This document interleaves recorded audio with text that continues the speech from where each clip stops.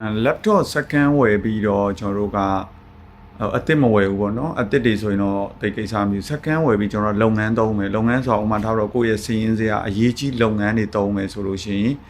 ကျွန်တော်တို့တော်တော်များများကတော့စစ်ကြစေးကြတယ်ပေါ့နော်တေချာပေါ့အရေးကြီးစစ်ရမှာပေါ့နော်အဲ့ဒါပြတ်သွားရင်ကိုယ့်ရဲ့စီးရင်စရာတွေကိုယ့်ရဲ့အလုပ်တွေဆုံးရှုံးနေတာမျိုးတွေအများကြီးဖြစ်သွားနိုင်တယ်ခုနမှန်မကောင်းတာ keyboard မကောင်းတာအာသွင်းကြိုးမကောင်းတာ battery မကောင်းတာဒါတွေကတိတ်ပြီးတော့အရေးမကြီးဘူးလားဆိုကြီးတယ်ဗျာဆုံးရှုံးနေတာမျိုးတိတ်မရှိဘူးဆက်ဖို့ပဲဆုံးရှုံးမှာအဲ့လိုမဟုတ်ဘဲနဲ့ကိုယ့်ရဲ့အလုပ်စရင်စရာတွေအရေးကြီးတဲ့အချက်လက်တွေဆုံးရှုံးနေတာမျိုးမဖြစ်အောင်ကိုယ့်ဆက်ထဲမှာကိုယ်ဝယ်လိုက်တဲ့ဆက်ထဲမှာထည့်ထားတယ်ကျွန်တော်တို့က data storage ပေါ့ storage data လို့ခေါ်တယ်ကျွန်တော်တို့က hard disk or SSD ကိုတခြားလေးစစ်ပါ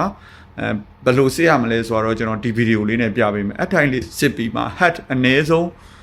ပြည့်နိုင်တော့ကျွန်တော်တို့100လောက်90လောက်90အထက်လောက်ဖြစ်နိုင်ဝယ်ပေါ့နော်အရေးကြီး data တွေသုံးမယ်ဆိုလို့ရင်ဒါမှမဟုတ်ပုံမှန်ကျွန်တော်တို့ပေါ့ပါတိတ်အရေးမကြီးဘူးရုံးသုံးကျောင်းသုံး online class လောက်တက်မယ်ဆိုလို့ရှိရင်တော့ဒါ80လောက်ဆိုရင်လည်းသုံးလို့အဆင်ပြေတယ်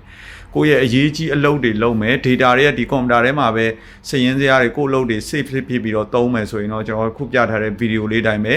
SSD hash အနည်းဆုံး90အထက်လောက်မှာဝယ်ပါလို့အကြံပြုချင်ပါတယ်အားလုံးကျေးဇူးပါဗျ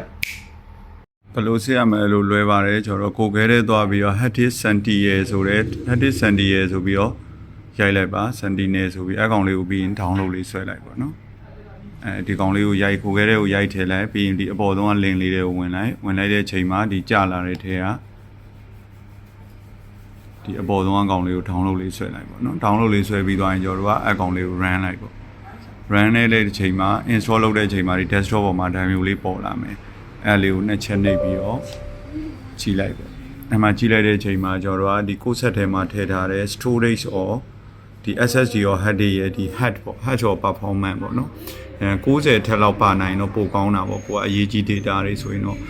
ဟို80အောက်ဆိုရင်တော့လုံးဝမွယ်ပါနဲ့ဒါဆို86ပေါ့နော်86 hash တရား P တရားဝင်းကျင်ဆိုရင်တော့ပိုကောင်းတယ်ဒါတွေကြာလာဒီ software လေးကအများအားထည့်ထားလေးပိုကောင်းလေးပဲတခုခုကြောင့်ကျွန်တော်တို့ကဒါတဖြည်းဖြည်းကြာလာတဲ့ဒီလိမ်မော်ရောင်အဆင့်တို့ဘာလို့ရောက်လာရင်ကိုယ့်ရဲ့ data တွေမဆုံးရှုံးအောင်လို့ကျွန်တော်တို့က backup လုပ်ထားလို့ရတာပေါ့နော်အဲ့တော့ second laptop ဝယ်မယ်ဆိုရင်လည်းဒီကောင်လေးကအရေးပိုကြီးတယ်ပေါ့